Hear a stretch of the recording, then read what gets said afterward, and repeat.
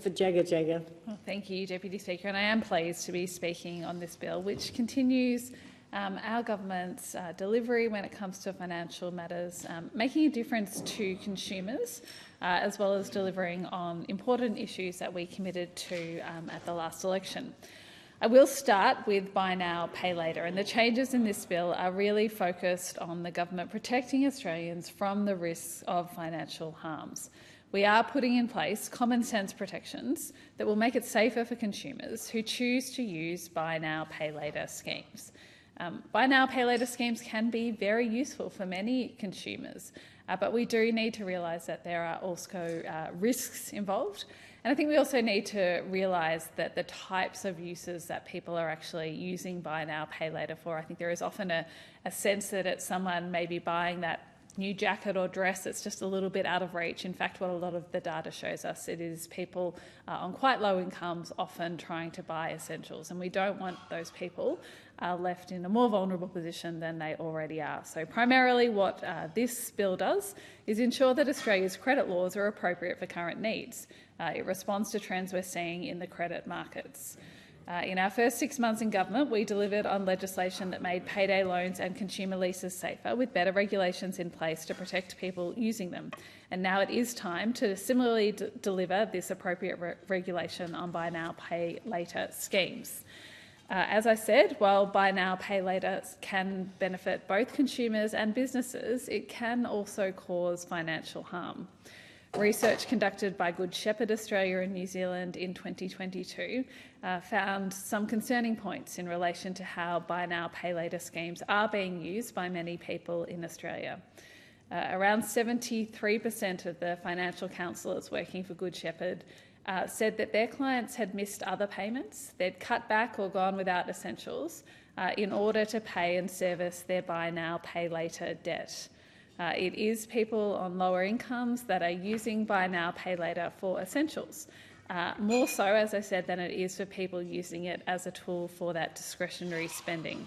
And so there is a need for regulation there. There is a need for sensible regulation that provides appropriate consumer protections while also allowing for consumers and benefits to continue to benefit from Buy Now, Pay Later. This bill brings Buy Now, Pay Later products into line with other products like credit cards and personal loans, ensuring they are regulated under the Credit Act. The regulatory framework is designed to operate in a way that's flexible, adaptable, proportionate to the risk of consumer harm. Now, Buy Now, Pay Later arrangements often involve a third party providing consumer finance to cover purchases of goods and services and the payment of bills. Providers in this space pay the merchant the value of the purchase upfront, and they then collect repayments from consumers in instalments. Despite really this functionally being a form of credit, as I've said, Buy Now, Pay Later products are not currently subject to the regulatory framework that applies to other credit products. So we have a gap here, which has been exposing people to potentially harmful outcomes. It can lead to poor product disclosure, inadequate dispute resolution processes, excessive default fees, and unaffordable lending practices that lead to hardship and financial stress. These amendments will require Buy Now, Pay Later providers to hold an Australian credit licence, comply with existing requirements under the Credit Act, including in relation to product disclosure, dispute resolution and hardship assistance. And Buy Now, Pay Later providers will also be subject to responsible lending obligations. So these are really reasonable changes. They are not overly onerous.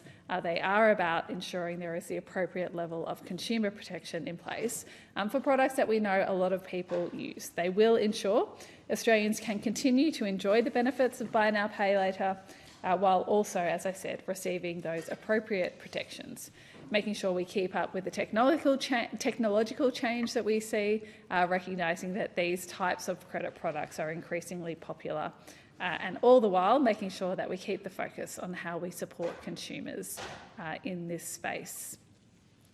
Another important part of this bill that I wanted to highlight is the work we are doing to build on build-to-rent investments. This will be important in helping to expand Australia's housing supply. It will help to increase rental supply at scale at a time when there is an acute shortage of new rental stock. And I think that part at scale is actually quite important in this. We do know that we need more rental houses in this country, just like we need more affordable houses, more social houses, more houses in general, but we absolutely need more rental supply at scale. And so build to rent is already an established practice in the United States and the United Kingdom, but it's been a relatively small industry here in Australia. There is significant scope for build to rent developments to now contribute to increasing our nation's rental housing supply at a time when we do really need it. This bill provides 2 tax incentives which encourage investment in the build to rent sector and increase housing supply. It will increase the depreciation rate for capital works in eligible projects to 4% per annum, reducing the period these costs are depreciated over from 40 years to 25 years. And it reduces the final withholding tax rate on eligible fund payments from managed investment trust investments to 15% from 30%, increasing after-tax returns for foreign residents who invest in eligible projects. In addition, at least 10% of dwellings in the new developments assisted by these measures must be tenanted on an affordable basis. So again, delivering more long-term affordable rental supply, much needed at scale. These affordable dwellings must have their rent set at 74.9% or less than the market rent of a comparable dwelling in the same project.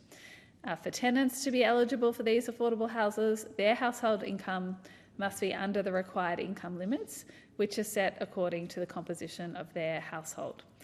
The affordable dwellings will have to be comparable to the non-affordable dwellings, making sure that these affordable houses are of equal status as the affordable houses. So this will be really important in picking up an area that has been underdone in this country, where we do have scope to expand and where we do desperately need investment in more rental housing, and these measures will apply from July 1 this year. Deputy Speaker, there is a lot more in this bill, including a Medicare levy exemption for lump sum payments, multinational tax transparency, DGR status for more organisations. There's some work on the National Skills Agreement.